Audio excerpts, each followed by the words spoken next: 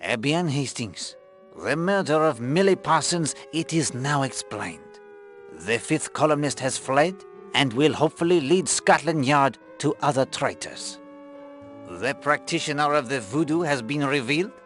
The smugglers have been trapped with the goods, as you say. Only one target remains, the murderer of Elena Marshall. Then you knew by now who had murdered Elena Stewart? But of course, all of the clues are now in your possession as well.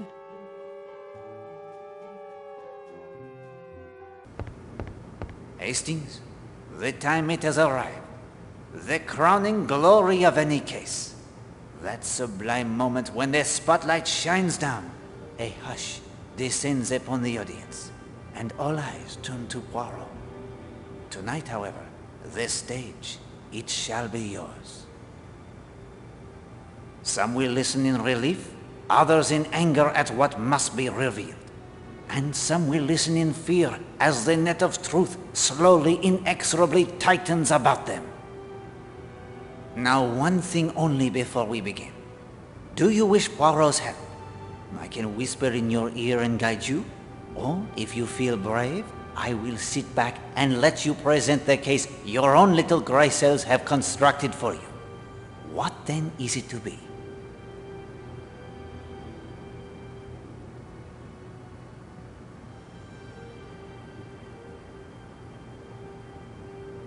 I'd like to give it a try on my own. I salute you, my friend, and wish you bonne chance. Well, that is to say, Hastings, pull yourself together. You wanted to present the summation on your own. Get on with it. Yes, we. Mesdames et messieurs, we are gathered here to learn the facts behind the death of Elena Marshall. Two matters I will touch on briefly first. Mrs. Castle, our hostess, will not be joining us. She has fled the island, carefully shadowed by the police. Good God, man. Do you mean to say she murdered Mrs. Marshall? No, none at all. But for some time she has been in the employ of this nation's enemies. Rest assured, she will be arrested the moment she leads the police to her co-conspirators. Also, Monsieur Horace Blatt and a day tripper by the name of North have been taken into police custody. What's he done? He was arrested with a considerable quantity of heroin in his possession. Blatt murdered Mrs. Marshall, then? No. Fifth columnist? The drug smugglers, as I recall, Mr. Blatt. You thought this a rather dull place for a holiday. And now we must turn our attention to murder. In order to understand the crime, it is necessary to separate the clues to its nature from the many red herrings that obscured our path. Once that is accomplished, we are left with the truth. Let us begin with the comparison of two bottles. The two bottles I compared were, of course,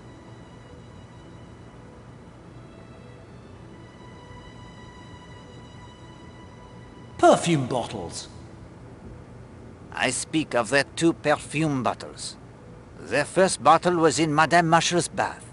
She had applied the perfume before leaving on her float this morning, as I myself remarked.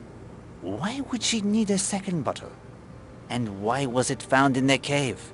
Next, we come to another comparison. And for this, we owe much to the expertise of Mademoiselle Darnley.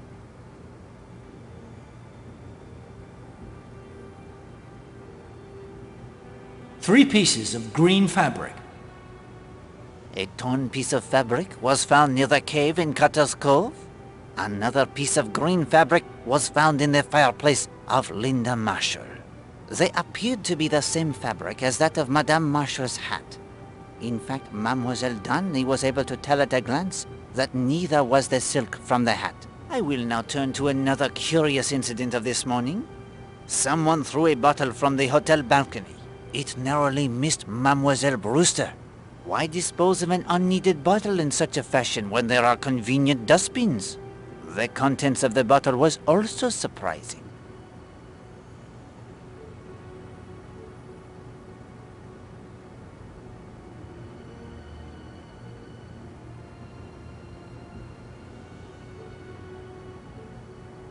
Artificial suntan.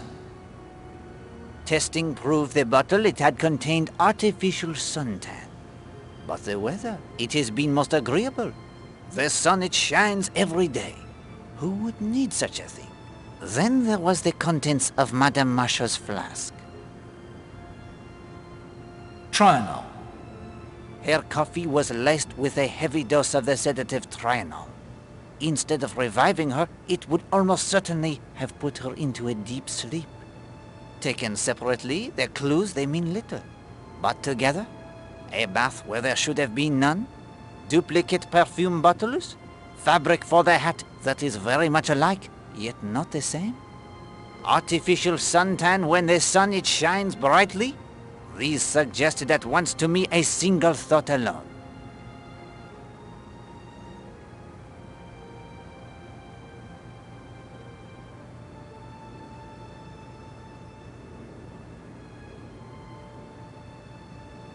Someone wanted to impersonate Elena Marshall. Someone wanted to duplicate the hat of Mrs. Marshall, her deep tan, even her scent. And how can we determine when this impersonation has taken place? It is a sound which gives us the clue. The sound of running water. An odd thing, that running water. It was heard both by Poirot and the maid Gladys Narracott. It was very late in the morning for someone to be taking a bath. And as I observed when I had occasion to use my own bath yesterday at an unusual hour, the sound, it is very noticeable in a quiet hotel. Why would someone need to run a bath so late in the morning, if all had already risen and breakfasted? Poirot's shoes begin to fit you, Hastings.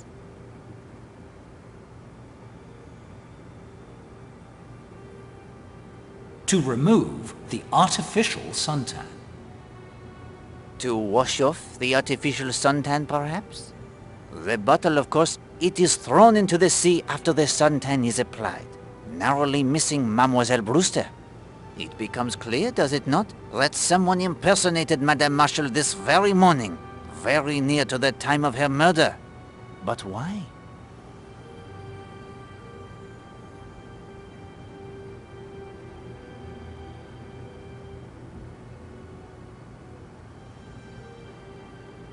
To provide an alibi for the murderer. Précisément. I have calculated the time it would take for every person on this island to reach Cutter's Cove, murder Madame Marshall, and come away again between 20 of 11 and 15 minutes to 12. And I tell you that only Mademoiselle Darnley can have done it. Monsieur Poirot. Comme-vous, mademoiselle? You were the only one close enough. Yet the nature of the crime, strangulation by powerful hands, eliminates you. Captain Marshall was typing the letters. Linda Marshall and Mrs. Redfern were together at Sanctuary Cove. Monsieur Redfern is in plain sight of several people, both guests and hotel staff. Mrs. Castle tends to her duties. The gardeners were together above the bathing beach, except when Monsieur Gardner goes to fetch the knitting wool. Despite Madame Gardner's apprehensions, he would still not have had enough time to do the deed. Mademoiselle Brewster swims, converses with Poirot and Rose. Monsieur Blatt sails. Major Barry gets lost. Monsieur Lane hikes. What about the tunnels? Ah yes, they're tunnels. They would certainly allow someone to reach Cutter's Cove undetected if their secret were known. But they do not make the trip there any shorter. Whether you travel from the Smuggler's Rest to Cutter's Cove, or the monastery ruins to Cutter's Cove via path or tunnel, the time it is almost the same. And without a compass, you may rest assured the trip would be much longer. The method of murder? Strangulation by a powerful pair of hands. Only a man or a strong woman could have done it. It is true there is a woman in this room who could have done it. Mademoiselle Brewster. Forgive me, mademoiselle. Not at all. I believe in keeping fit. This fact helps us to eliminate Madame Castle, Madame Gardner, Madame Redfern, Mademoiselle Darnley, and Mademoiselle Linda Marshall as the strangler. Strangulation, yes. A method of murder seen before in Devon. A schoolgirl named Millie Parsons. A housewife named Alice Corrigan. One murdered only a few weeks after the other earlier this year. One of these murders is connected only slightly to the death of Arlena Marshall. But the perpetrator of the other is far more intimately involved.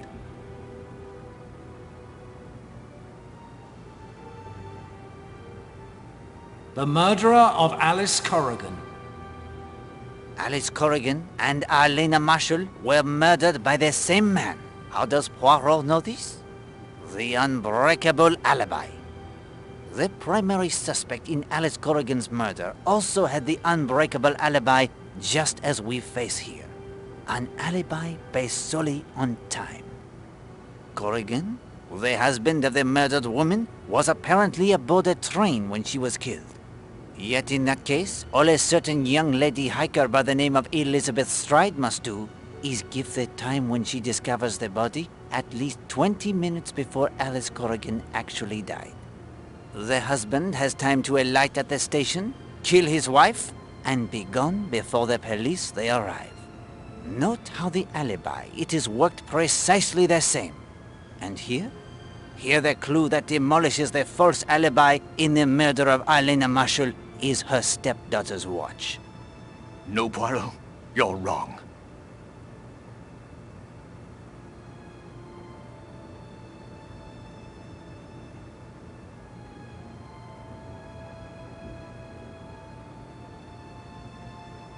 Linda's watch keeps perfect time. If the watch of Linda Marshall did not keep their perfect time, I might have forgiven certain testimony as an honest mistake. But there was no honesty about it. It was a deliberate lie.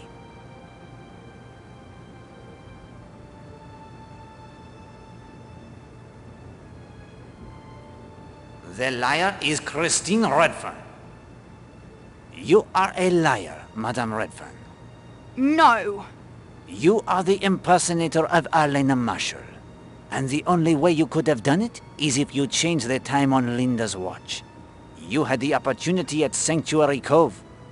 You had the opportunity to change it back when you sneaked into her room to add to her fire that cheap green hat you wore as part of your disguise. But how could she change the time on my watch when I was right there at the cove? Mademoiselle, it was easy enough. Turn the watch back 20 minutes the first time you go into the sea. Then ask what time is it as you prepare to go into the sea once more. The watch, it says 15 minutes of 12. But of course, it is in reality only 25 minutes past 11. She is already dressed in the white bathing suit like Arlena's. The green hat, it is concealed in her sketch bag. And the suntan was applied much earlier, now concealed by the clothes she wears to protect her from the sun. At 11:20, Madame Redfern, she hurries to Cutter's Cove, a journey of no more than 15 minutes. I have timed it myself. She finds Arlena unconscious from the drugged coffee and pulls her into the cave. It could not have been easy. She spilled the coffee.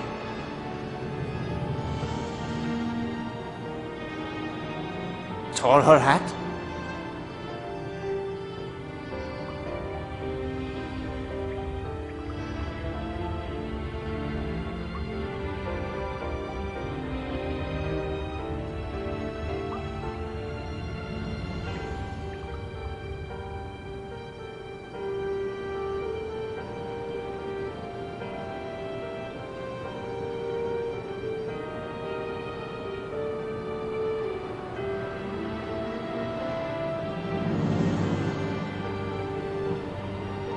She has but a few moments to dab herself with Arlena's perfume and compose herself before the rowboat with Patrick Redfern at the oars and Emily Brewster in the bow rounds the headland into Cutter's Cove.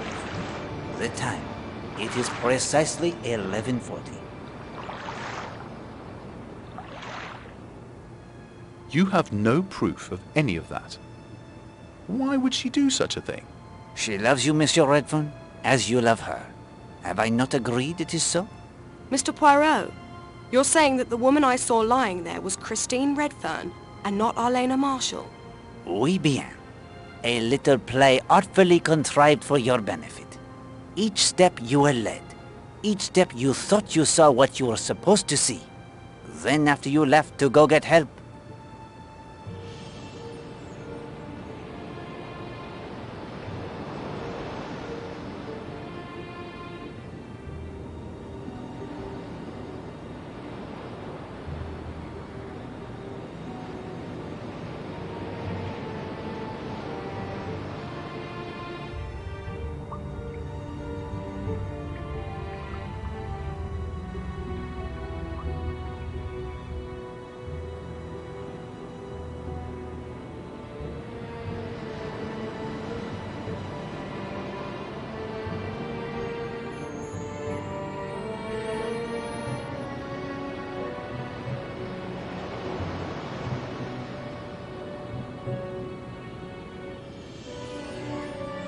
and then the real murder occurs.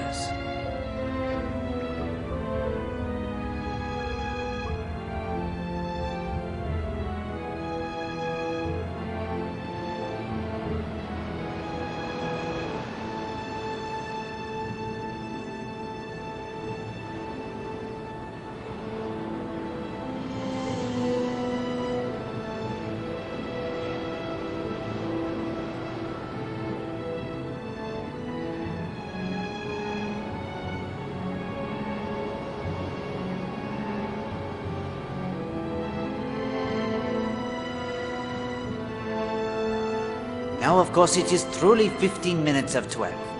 Madame Marshall has the time to wash away the artificial tan, change his clothes, and arrive for her tennis rendezvous. Monsieur Poirot, I am sure everyone will agree that I might have had a motive to kill Arlena, but not Patrick. You think I believe in your jealousy, mademoiselle? When your husband, if he is indeed your husband, loves you and you know it to be true? No. The true motive lies in two documents.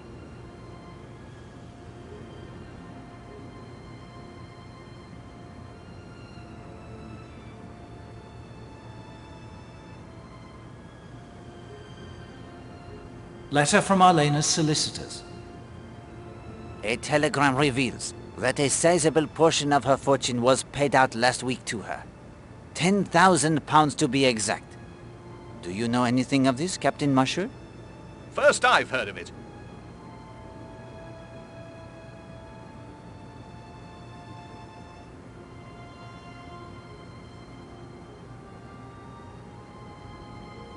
Letter from J.N.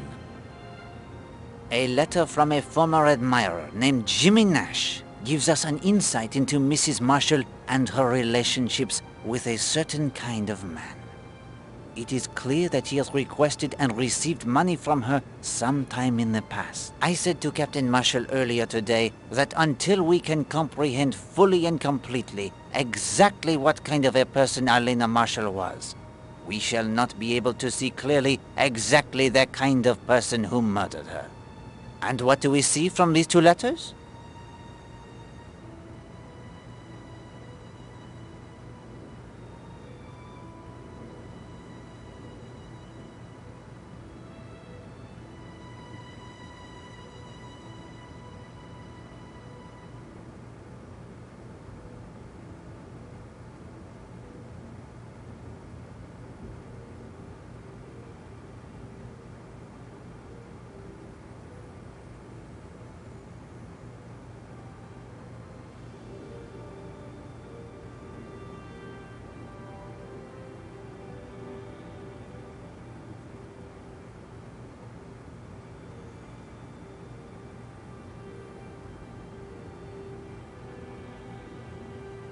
Arlena was taken advantage of by men she was attracted to.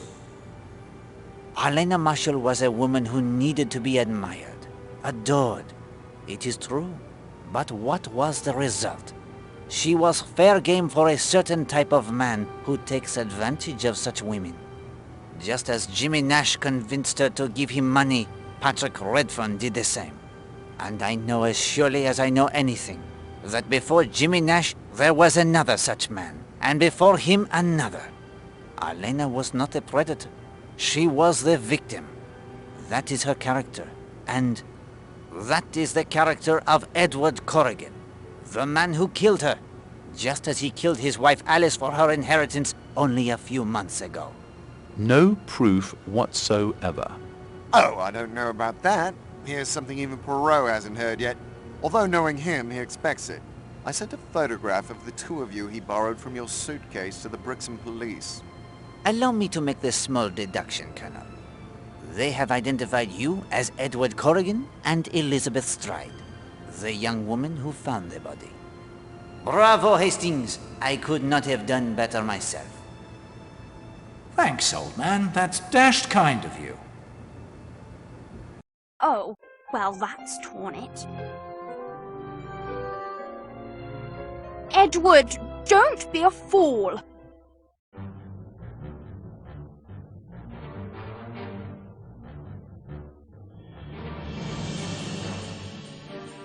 Say, that looks like my revolver. You can go quietly to the noose if you like, my dear. I have other plans.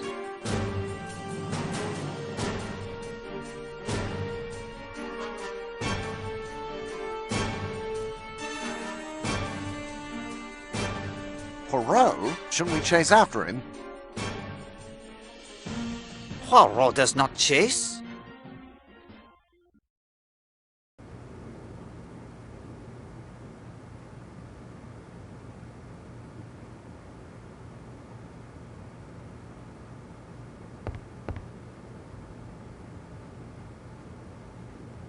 Hastings?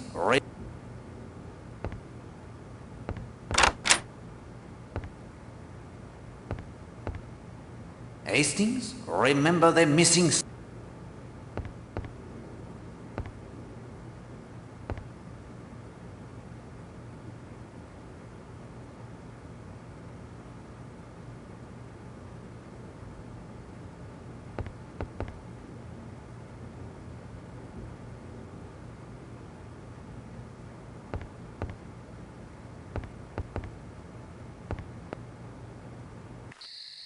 You damned, interfering, lousy little worm. One step and I'll kill you. I may do it anyway. Here is your chance, Hastings. Warn him if you wish to. Try not to get Poirot killed, please. Do not signal with a lantern. And why not?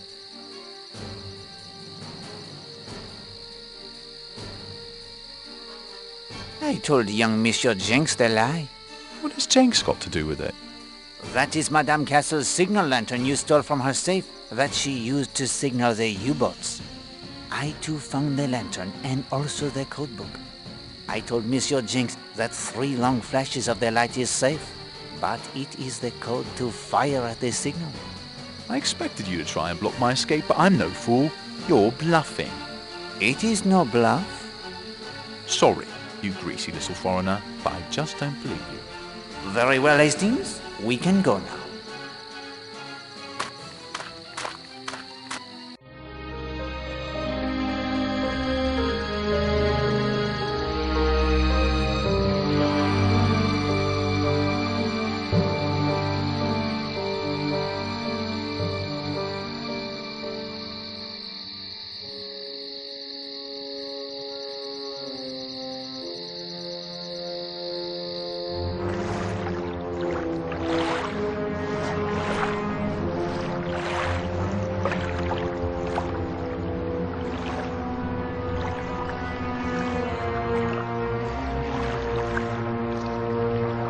Right.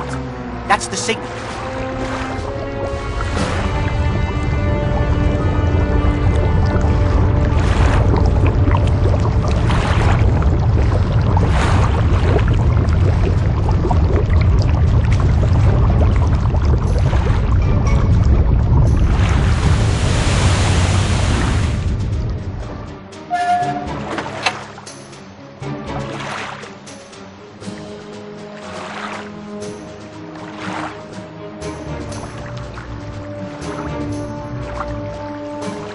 Achtung! Stellen Sie Koordinaten ein! Bereit!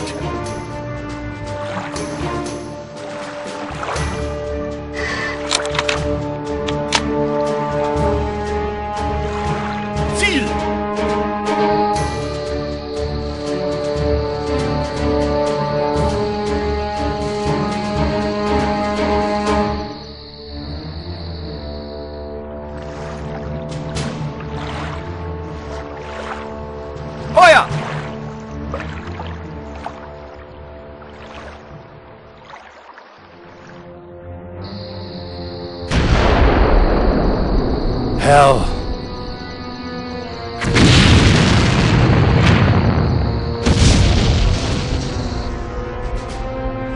Gut, Ziel zerstörtes. Tauchen!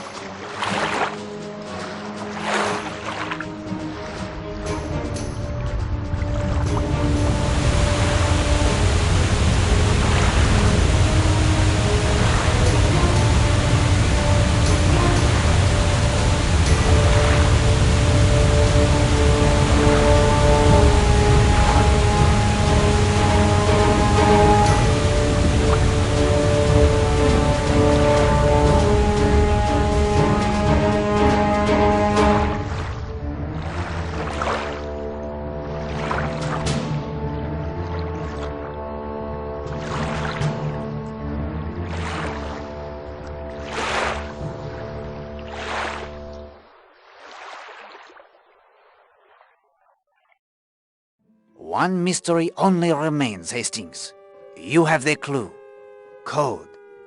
What is then the code that allows someone to control their finger of suspicion? When you think you have the answer, tell me and we shall see what we shall see.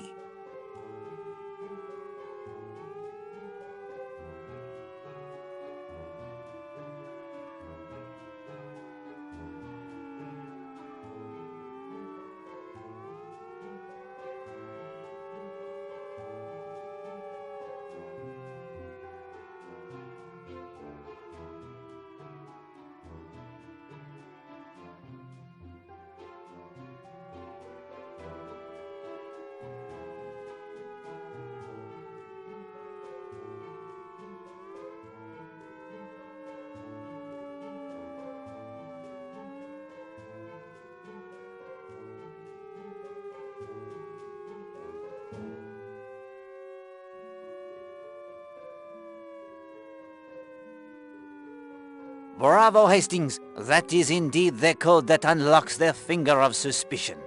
You have uncovered the secret of its magic.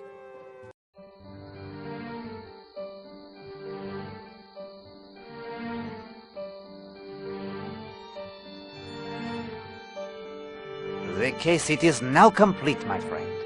You have walked in Poirot's shoes. Poirot, I'll be honest with you. Now that I've given it a try, your job is not as easy as I thought. But thank you for the experience. I am proud to be your friend. And I am honored to have you as mine, Hastings. We have passed the hours most agreeably. Yes, I thank you for that too.